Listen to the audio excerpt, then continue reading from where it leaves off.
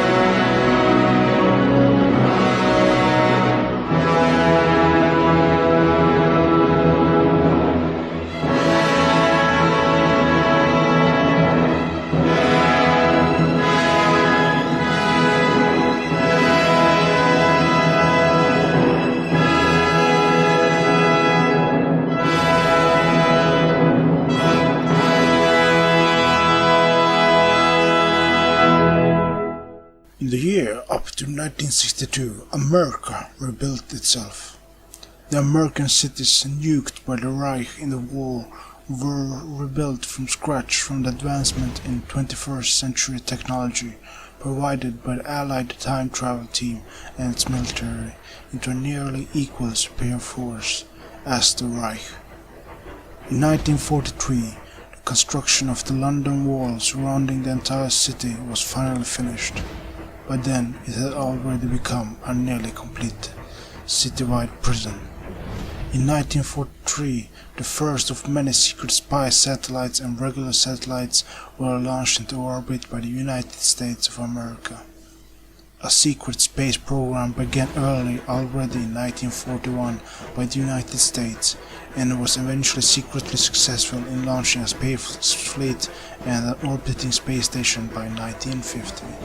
By 1944 had the construction of the Moscow Wall become finished, and it also turned into a massive prison complex. In 1945, President Roosevelt dies in office. Vice President Truman takes over and reopens in August the same year the German embassy in Washington, D.C., and vice versa. South Africa, turned to the Axis, became a satellite state of the Greater German Reich in 1945. It became a Reich paradise resort for tourists where black Africans have been put into zoos and reservations. The Nazis have successfully exterminated all subhumans across Europe, now occupied and former territories of the Soviet Union in the Middle East. An organized resistance against Benito Mussolini, the fascist leader in Italy, ousted and killed him in 1941 after their several defeats against the Allies, leading to Italy joining up with Allies, but are eventually crushed and occupied by the Third Reich. By 1946, the Third Reich turned against Finland, Hungary, Romania and Bulgaria. By 1950, had Ireland, Switzerland and Sweden become occupied.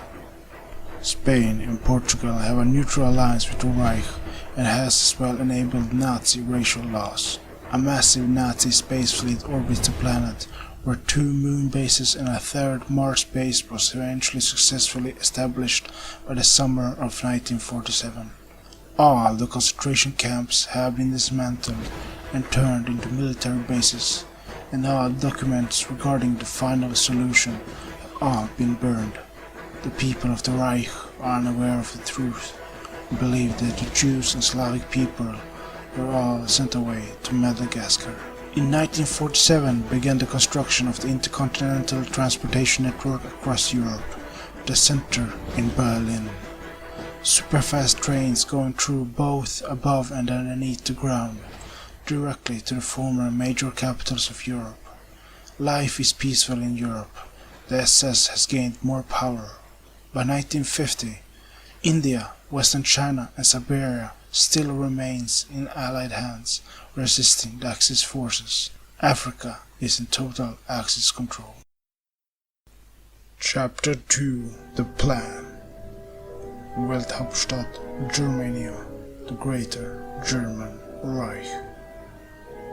The sun shined bright over Germania as Hitler sat in his office overlooking a map over the Reich with the SS Reichsführer Heinrich Himmler. Suddenly, 2 lower-ranked armed SS soldiers led by an SS Obergruppenführer marched through the hallway towards Hitler's office. The SS Obergruppenführer is carrying a black briefcase with him. They arrive. The doors are open up. The SS Obergruppenführer enters by himself and salutes his commander-in-chief. Hitler and Himmler turns around. The doors are closed. Mein Führer, Reichsführer, I come with vital information from our spy network in America. Our spies amidst American intelligence have just reported that they have been successful in cracking access to the secret codes for their defense shield. We can finally attack. Hitler and Himmler looks at each other and then back at the SS Obergruppenführer when Hitler speaks. Assemble for an immediate meeting with the General Staff. It is time. Within the hour, the entire chain of command had arrived in Germania and assembled in the dim-lit black-colored war room. A giant digital screen was showing a world map with the current borders before them. A high-ranked 6-star general of the Wehrmacht, General Walter Klopst, stood before them, holding a tall pointing stick, and began speaking. My Führer, Generalen, Operation Adler will consist of a total of 20 million soldiers by air, sea and ground forces in 4 phases. In the first phase of the invasion, 3 missiles carrying EMP bombs will be strategically launched and exploded over America, primarily above the Midwest and East Coast. Then an armada of nuclear-armed V-6 rockets designated for military bases and major cities will be launched. The following cities are to be targeted: Atlanta, San Francisco, Phoenix, Chicago, Dallas, Fort Worth, Houston, Philadelphia, Detroit und Denver. The second phase consists of ICJBs and ICFGs, which will carry smaller nuclear payloads and drop them on further designated military installations and smaller cities. The main military hub of the east coast of the United States being the Pentagon in Washington, D.C. The fourth and final phase consists of a complete attack by our naval force. We expect heavy resistance, but a total capitulation within 6 months. Our embassy in Washington, D.C. will be ordered to burn all documents and leave during the night to the 4th of July. All exchange students from the Reich will be ordered back in the days prior to the invasion to make sure they do not become killed in the initial invasion by the Americans. We expect a large support from the southern states in both helping our SS squads in the carrying out the liquidation of Negroes and Jews, along with assisting with our struggle against any American allied forces. The Fuhrer stood up, and the men followed and listened to what he was about to say. Very good. At 0300 hours on the July the 4th, we will commence Operation Adler. The final hour is at hand. Long live the 1000-year-old Reich. Heil! Chapter 3 Invasion. Washington, D.C., 4th of July, D-Day. President John F. Kennedy woke up next to Jackie. The sun shone through the sides of the drapes as the 4th of July had finally come. Morning, said Jackie as she smiled joyfully towards her husband. Morning, replied John. As John gets prepared and served his breakfast, Robert Kennedy, his brother, comes rushing in. John! Robert, what's the matter? Asked Kennedy. It's the German embassy. They all left. I just received word that there is no one there. What? Robert replied. Apparently they all left in the middle of the night for the airport while a Lufthansa airplane waited for them. Huh? Get me Germania at once. I guess my day today won't be as joyful as I expected it to be, said John. President Kennedy departs the table, gets dressed in the Oval Office, while he awaits the answer from the Fuhrer in Germania.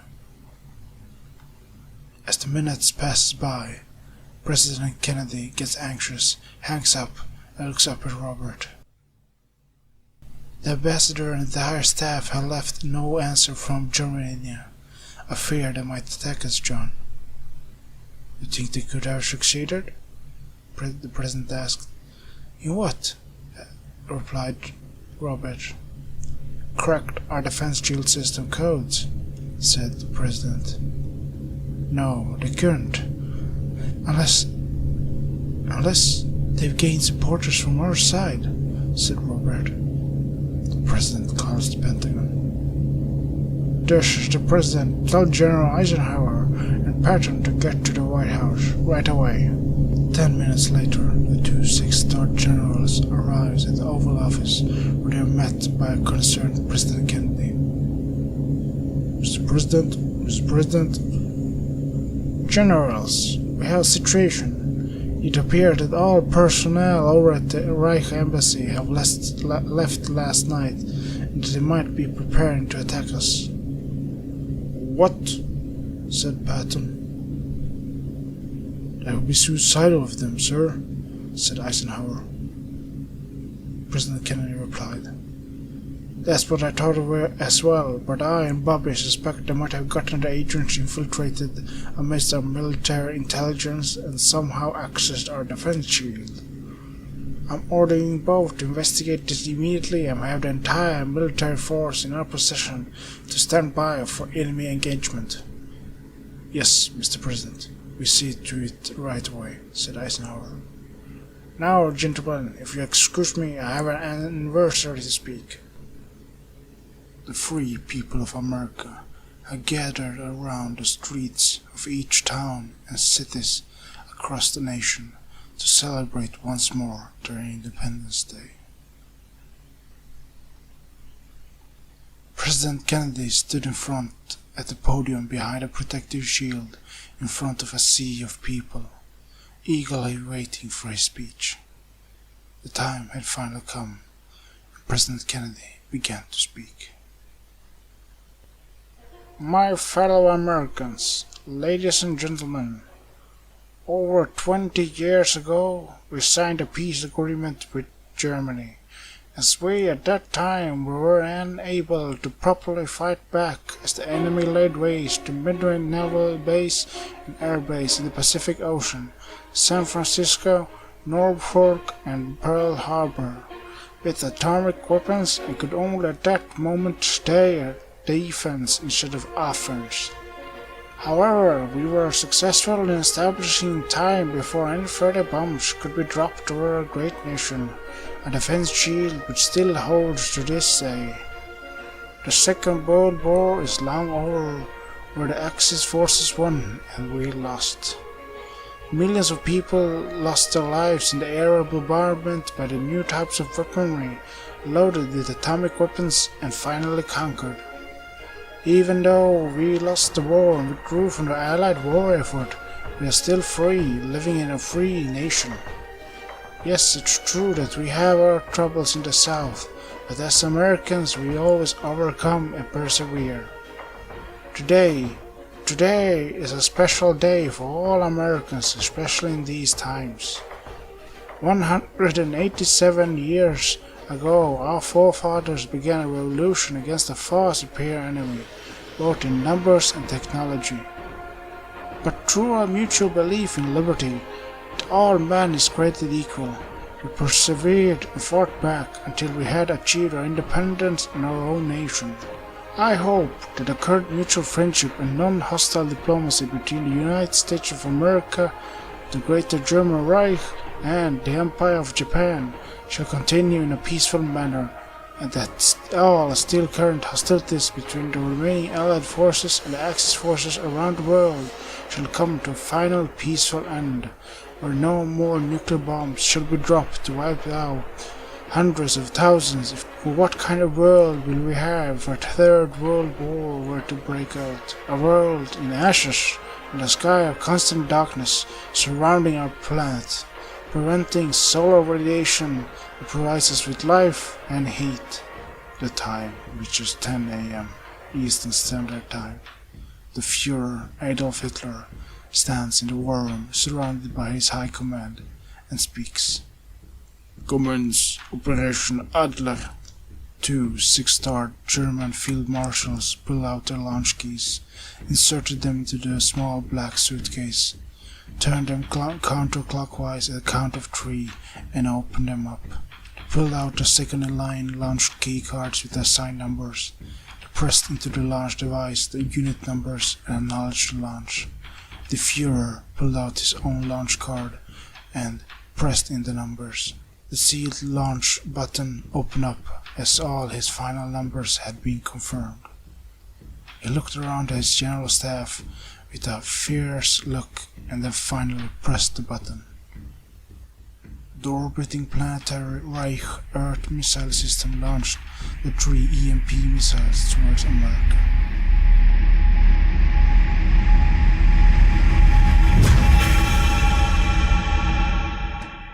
The defense shield system, still active, sounded the alarm. The Pentagon immediately began carrying out orders to prepare for an attack, and suddenly the defense shield system powers down.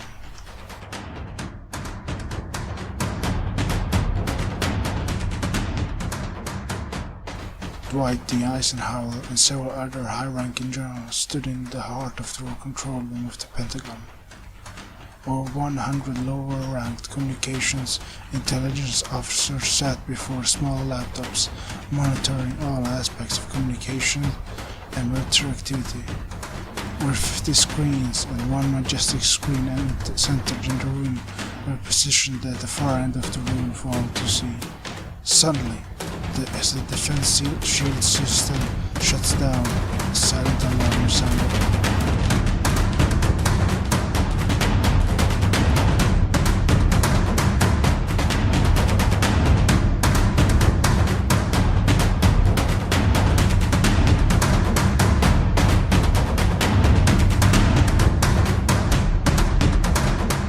General Eisenhower, the defense shield system is down, said one of the officers. What? Said General Eisenhower. We're unable to reboot the system. The malfunction comes from inside, said another officer. My God, they finally did it. They infiltrated us, said Eisenhower. How long till the missiles reach us? 30 seconds, sir. So this is it. After 20 years of peace and diplomacy, it's all but a lie. Scramble the entire Air Force and Navy. Commence Case Gray. Case Gray was the military strategical plan where the entire military, in case of destruction of the defense shield were to happen, to immediately become activated. Sir! Sound the alarm!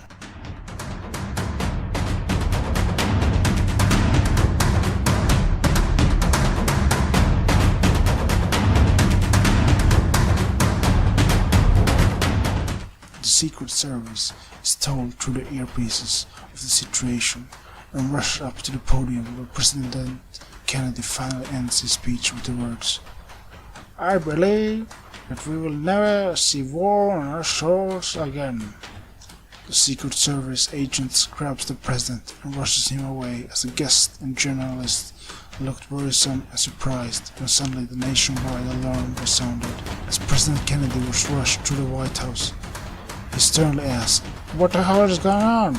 A Secret Service agent replied, Sir, the defense shield system is down. Seconds ago the Reich launched missiles towards us. It appears to be the start of an invasion. My God, all those people. We got to let them know, said Kennedy. There's no time, sir. Move, said one of the agents. Seconds later, the nationwide air raid was sounded. Civilians across the nation stopped for a few seconds and looked up towards the sky when a state of emergency message was broadcasted. Citizens of the United States, this is a distress message by your government. This is not a drill. An imminent invasion is underway. Proceed to the nearest bomb shelters at once. I repeat, this is not a drill. An imminent invasion is underway. Proceed to the nearest safe shelters at once. The people panicked and rushed across the country towards the nearest bomb shelters.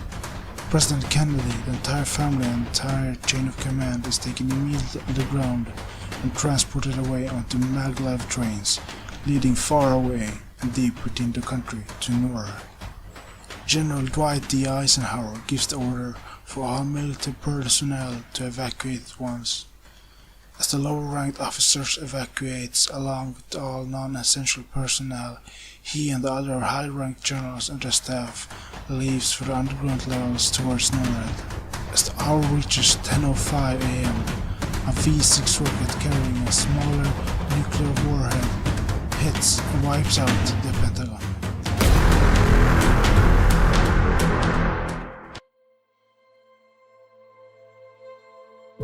At 10:15 a.m., the still unsheltered people across the northeast coast of the United States begin seeing in the distance a massive black wave of planes approaching them. Minutes later, the massive fleet of ICFJs drops down from the sky across the entire northeast coast onto the stationed military vessels and obliterates them. The secret fleet of space fighter jets are launched from Area 51 towards the incoming Nazi Luftwaffe. A fierce air battle eventually erupts mainly over the skies of Washington DC, New York City and Boston.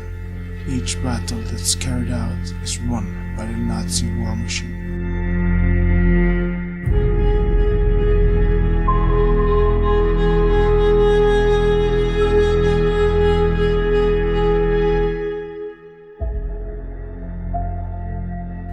At 10:15 a.m., President Kennedy and General Eisenhower and the other high-ranking generals arrive at NORAD.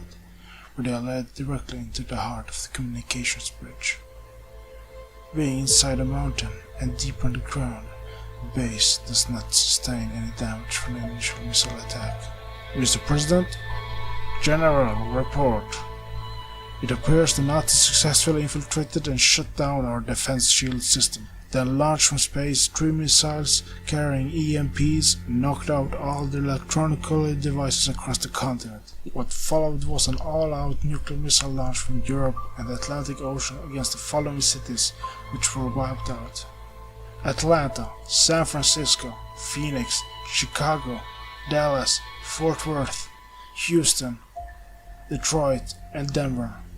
After that, I simply can't say what's happening, but it looks like the Nazis have launched a full-scale invasion. My God, all those people, said Kennedy.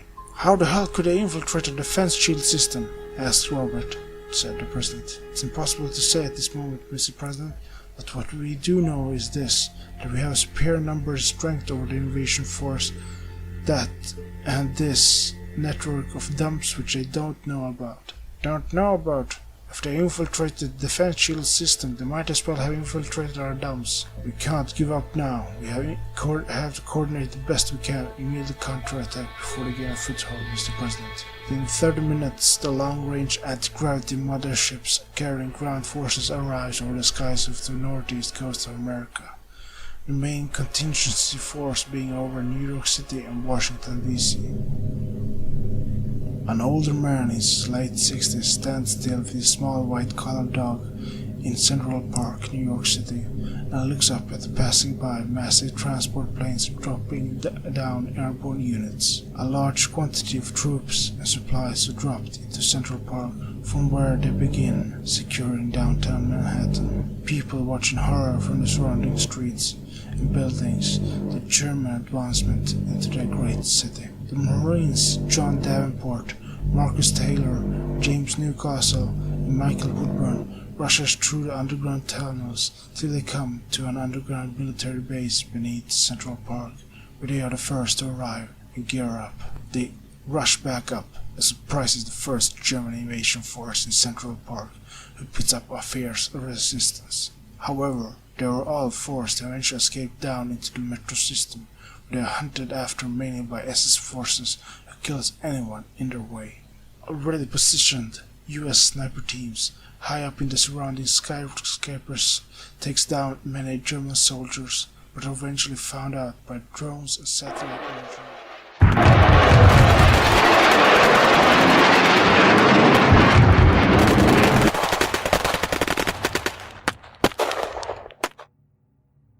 Unable to fight back, the Nazi invasion is successful. In New York City, people stood in awe as they saw the massive Nazi armada filling up the sky. The still living survivors from the European theater stood in shock and awe and utmost fear, knowing what would happen if the Nazis would win this time again. An old man looked up at the sky and spoke. "No, not here, not again." The tourists inside and around the Statue of Liberty from across the North American continent stood in shock and awe as they saw the first Nazi wave land on the island. The few stationed AA gunners and regular soldiers were quickly taken out, along with dozens of bystanding civilians. 5 Nazi transport ships descended fast down onto Times Square without a single shot being fired upon them. As the transport ships finally arrived in the heart of Times Square, the people hid behind the cars, into shops and alleys, and stood in shock as they saw the doors to the transport ships open up, and the first ground forces of elite SS troopers exited their mission to capture the stock exchange and collapse the US Allied economy. Over and over again, transport ships descended across the city. The 4th of July celebrations going on in Central Park erupted quickly as Nazi jet fighters came down and fired upon the people, clearing for landing for the coming transport ships. In Washington, D.C., the elite SS forces captures monument after monument, covering them with the swastika flag. As the entire east coast of the United States fell to the Greater German Reich, superior forces. After just a mere 3 days of fighting, the American way of life in a free world had finally ended. Field Marshal Erich von Manstein entered as the first person of the German armed forces in Washington, D.C.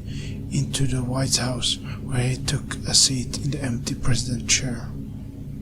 As the invasion moved inland and the Allied forces are pushed back, the SS death squads begins immediately to act out their vicious extermination of undesirables. A special high-technological device known as the Race Finder is carried by every member of the SS death squads. It has the capability to scan any human being anywhere and detect which race the person belongs to.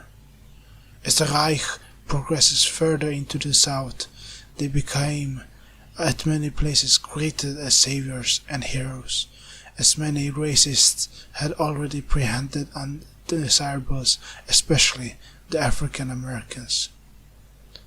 As the Nazis consolidated power across the continent, they began filling up ranks within the SS America section of American loyalists. Goebbels' propaganda ministry were in full swing as it pushed Nazi ideology and its propaganda across the vast network of the American media. The swastika banner lied high over the skyscrapers and government buildings of the remaining major cities of the former United States of America and Canada.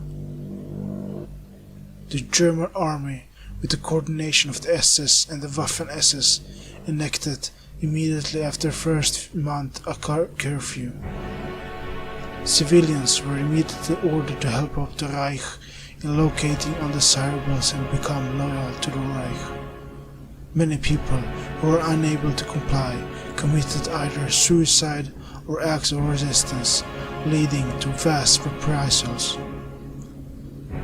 Times Square in New York City became immediately filled with propaganda materials where in the center of it lied a giant picture of Adolf Hitler with the underlying text: "Obedience to the Führer, obedience to the 1,000-year-old Reich." The surrounding buildings are filled with Nazi flags, banners and propaganda posters with underlying text as, for example, "Join the American SS division, be part of something great. Beware of the Jew, the enemy of the Aryan people of America and the Reich." Several former American military officers and commanders who were still alive and who had become captured turned their loyalty to the Reich. After finding out about the nuclear destruction of many of their major cities and the realization that the Reich was invincible, to the resistance, they became the main targets of reprisals, as 10 of the 60 who had turned to traitors were killed. As the Reich had gotten its firm control over the major northeast coast cities, it finally began televising its first news broadcast from the newly established Reich's propaganda ministry TV station, Reich America News Channel, where the citizens were finally able to witness the might of the Nazi war machine. The list and pictures of the nuked major cities were shown, along with former American officers and commanders who had joined the Reich. The people were also told that the new name for the former United States of America and Canada were to be called the Greater German Reich, in control at the top by the SS Obergruppenführer Martin Wolf. Wolf had made a name for himself in the Far East against communist rebels and in Africa, where he had successfully, without any high technology, killed many enemy fighters, along with surviving 2 Allied Special Forces assassination teams, even with successfully leading the charge in New York City, where he was nearly killed 7 times. It all ends with a speech from the Führer, translated into English, where he speaks from the People's Hall. In order to completely gain control over the vast land and massive population, the Nazis began immediately exterminating people, taking very few prisoners of war. Within 6 months, had the Nazis pushed back the US military all the way to the Rocky Mountains, where Dwight D. Eisenhower leads a last massive counterattack that eventually fails within the month. In order to completely gain control over the vast land and the massive population, the Nazis begin immediately exterminating people, taking very few prisoners of war.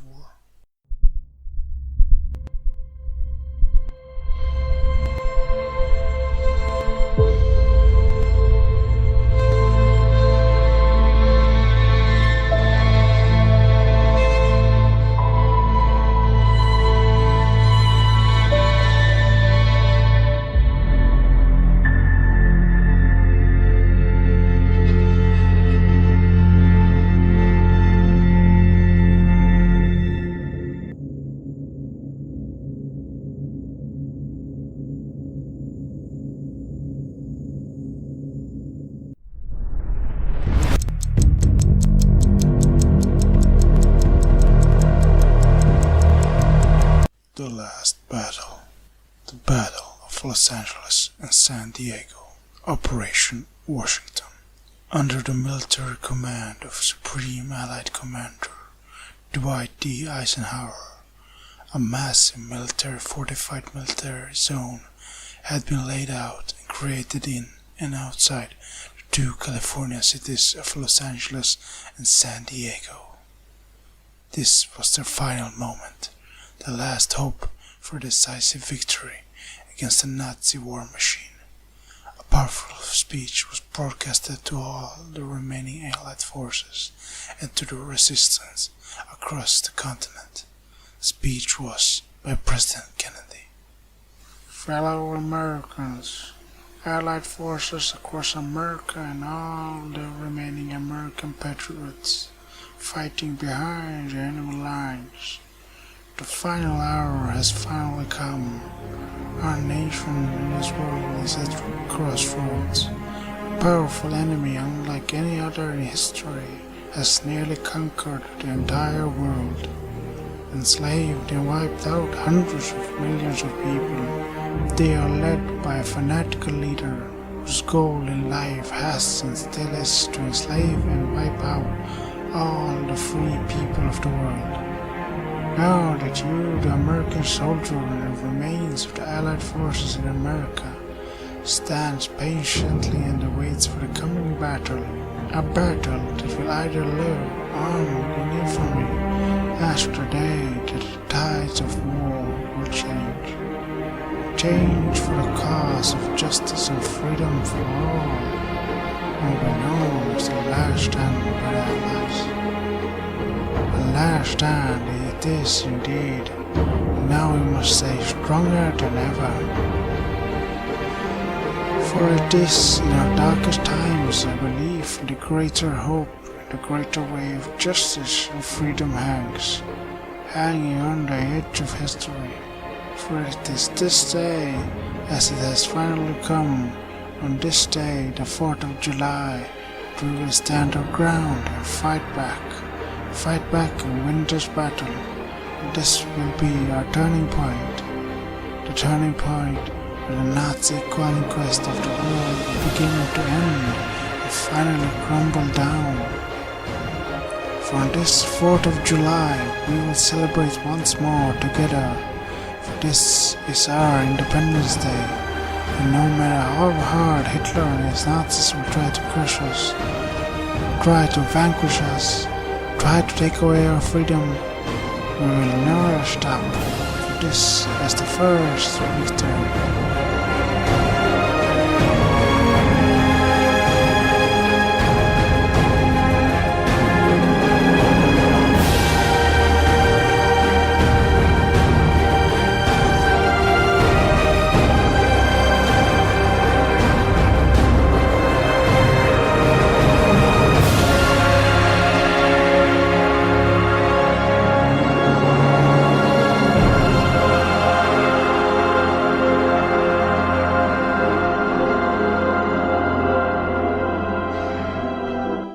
The soldiers' low morale had been changed to a feeling of joy and hope even if they still knew what was about to happen.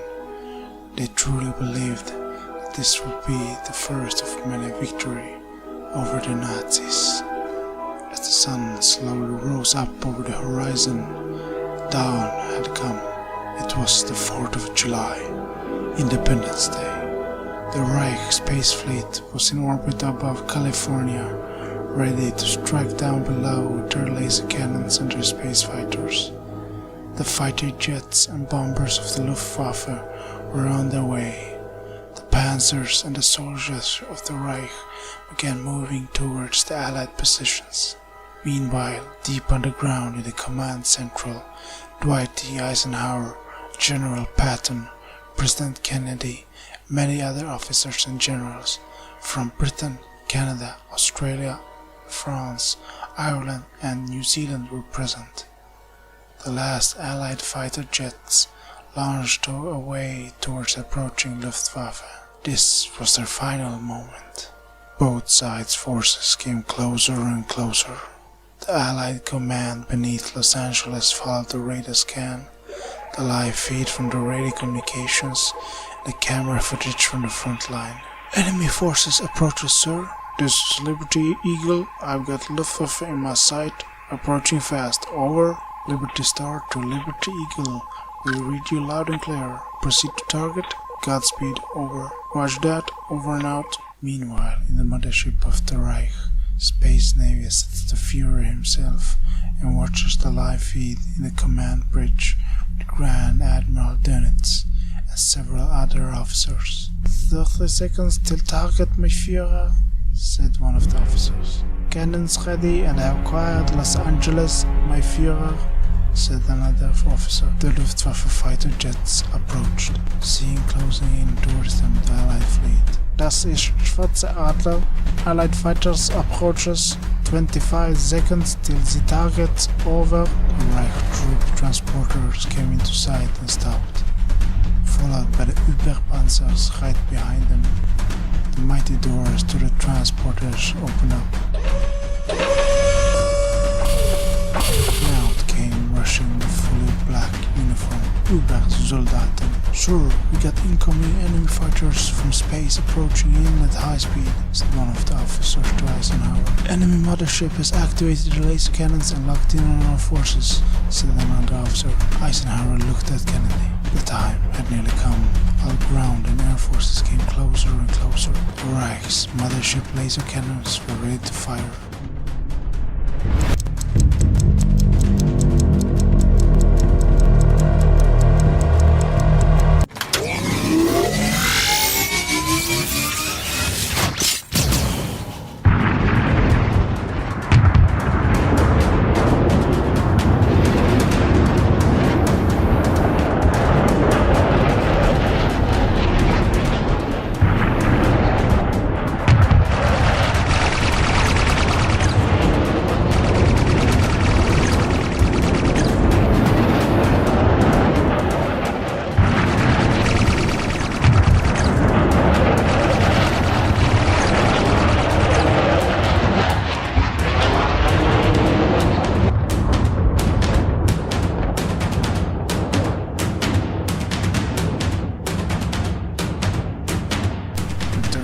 Laser cannons aimed at the Allies below from the Reich's mothership.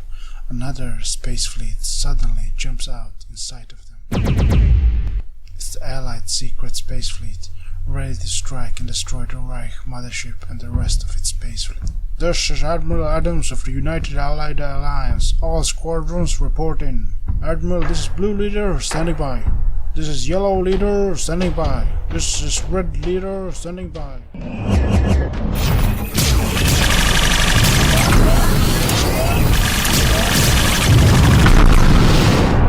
A large enemy space fleet has jumped out from hyperspace, my Führer, said one officer. Target their main ship with the laser cannons, said the Führer, before the mothership was able to fire away. Another single Allied small transport ship jumps from hyperspace inside its hangar bay. My Führer, it appears we've been boarded by the enemy inside the hangar bay, said one of the officers.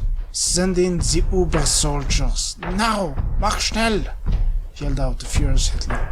The door to the Allied transport plane opened up, and out came running out 20 Allied commandos. Their mission, to take out the ship and Hitler. The commandos split up into two teams, one headed towards the engine room and the other towards the bridge. My Führer, it appears that the Allied boarding party has now split up into two groups, said one of the officers. Where is the Uber soldiers? Yelled out the Führer as a team heading towards the bridge. 20 Uber soldiers appeared and began unleashing their weapons upon the Allied team. The Allied team ducks for cover and jumps towards the Uber soldiers, 4 small ball-shaped white-colored grenades. In 1 second, the grenades goes off and kills all the Uber soldiers at once. My God! Said one of the officers. What is it? The Führer asked. The Uber soldiers have been killed, my Führer. What?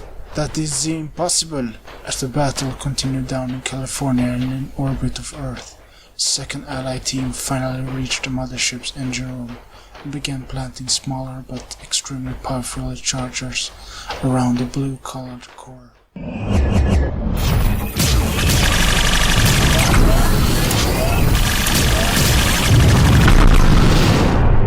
Before the Führer can get any further updated reports from the battle, the Allied team blows up the doors to the bridge. They fire away the laser weapons as they force their way inside. The Führer is hurried away by his SS guards towards the escape pods. There he is! We can't let him escape! Yelled one of the Allied commandos. Hitler and his SS guards rushed through the hallways as they were being chased after and shot at by the Allied team. At the same time, the other team rushed back to the transport ship and called in over the radio. Green leader to red leader, the charges have been set. Do you have the target? Over. Just mere meters apart from capturing Hitler, the SS guards puts up a heavy fight and holds back the Allied team as another SS unit arrives behind them and shoots them all down. The Führer was inside the escape pod as it was launched away. The last dying Allied team member pulls out one of the white grenades and discharges it. Realizing that the other team must have been killed in action, the first Allied team escapes with their transport ship in the last seconds, just as dozens of Reich forces rushes towards them and fires upon them. The charges around the core detonates and rips the entire Reich mothership apart, with the Führer able to give any further orders and the mothership destroyed. The Allied space fleet moves in for the kill.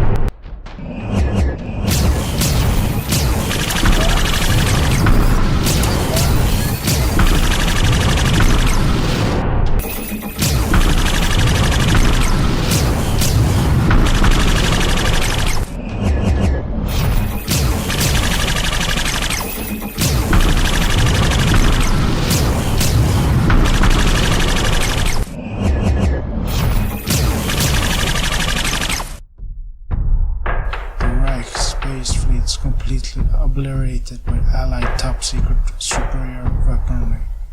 This was the moment the Allies had been waiting for. This is Admiral Adams to Allied ground base. The Reich mothership has been destroyed. I repeat, the Reich mothership has been destroyed. Moving in now for the attack on Los Angeles. Over.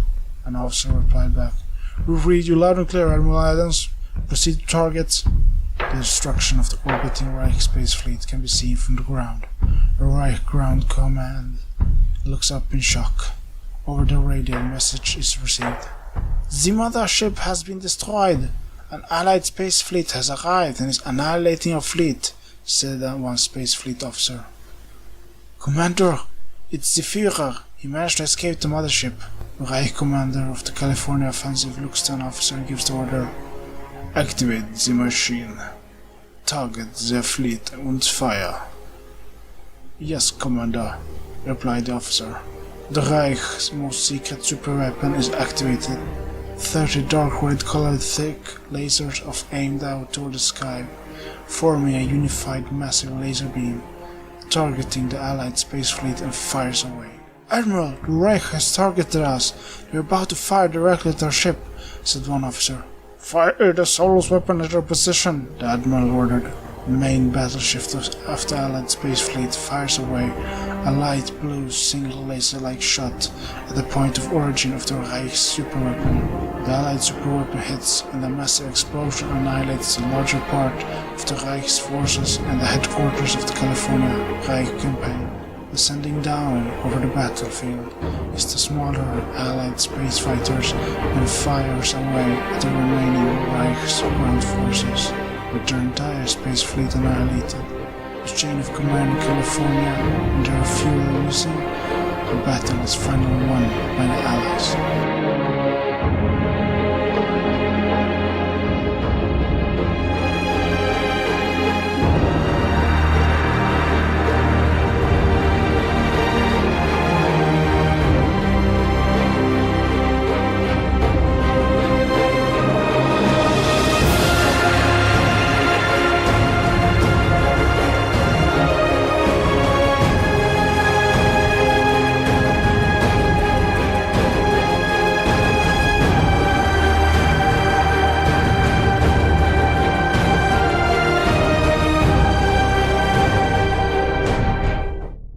As the Allies celebrate their victory, the escape pod from the mothership carrying Hitler arrives in the Alpine region in Europe of the Greater German Reich.